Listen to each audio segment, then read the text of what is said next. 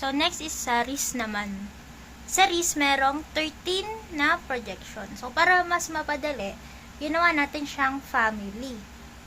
Ginawa natin siyang family tree. So, dito sa kwento, sa RIS, family, merong 4 na magkapatid. Si PA, si AP, si lateral projection, at si tangential projection. So, sila yung 4 na magkakapatid. Unahin natin yung tangential projection. So, sa tangential projection, meron 2 engineer dyan. Engineer yung mga anak niyan eh. Una, si Lentino, yung panganay niya, which is 45 degrees. Okay? Anong ginawa ni Engineer Lentino? Carpal bridge. Ano makikita natin sa bridge niya? Makikita natin yung scaphoid fracture, lunate dislocation, foreign bodies, chip fractures, and dorsomeris calcification. So, marami tayong makikita.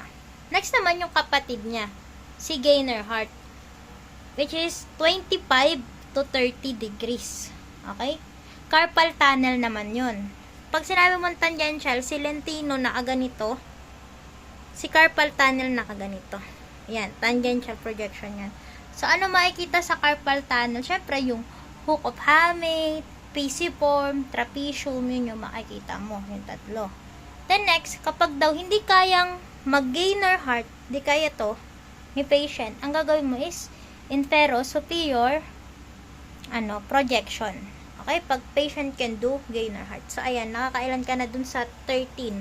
Nakakatatlo ka na. Lentino, Gainer Hart, saka infero-superior. Next naman is yung lateral. Lateral projection. So, ito, sa 4 na magkakapatid, si lateral yung wala siyang asawa. Bakit? Kasi 90 years old na siya, wala pa siyang asawa. Kasi nga, ang dami niyang fracture. Ang dami mong makikitang fracture kay, lateral projection eh. Merong Barton's, merong Colles and Smith fracture. Sabi ni Berman, mag-flex daw siya. So, tatandaan mo kay LP pala ng RIS, naka-elbow flex. Naka-elbow flex, nakaganyan. Tapos sabi ni Berman, flex din daw to. Flex din daw to.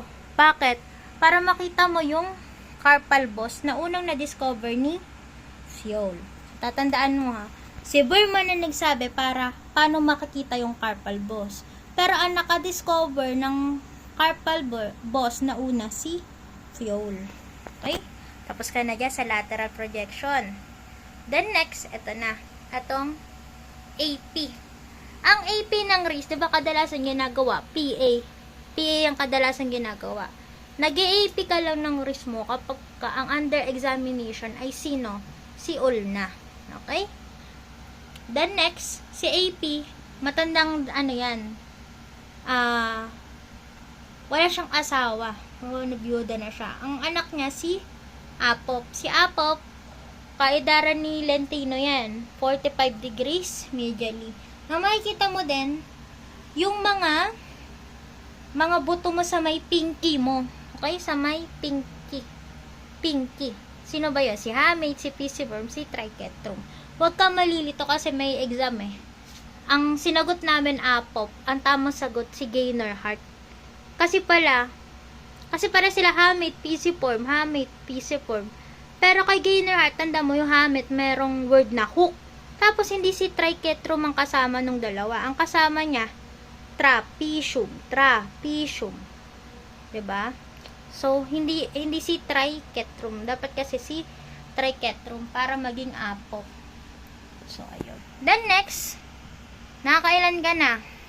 Lentino, 1. Gainer Hart, 2. 3. Infero. Lateral projection, 4. AP, 5. Apop, 6. Nakaka-6 ka na. 13 yun. So, dito na tayo lahat. Magmumula yan lahat kay PA. Si PA, simple lang naman. Yan naman talaga lagi ginagawa sa RIS, diba? Naka-PA na ganyan.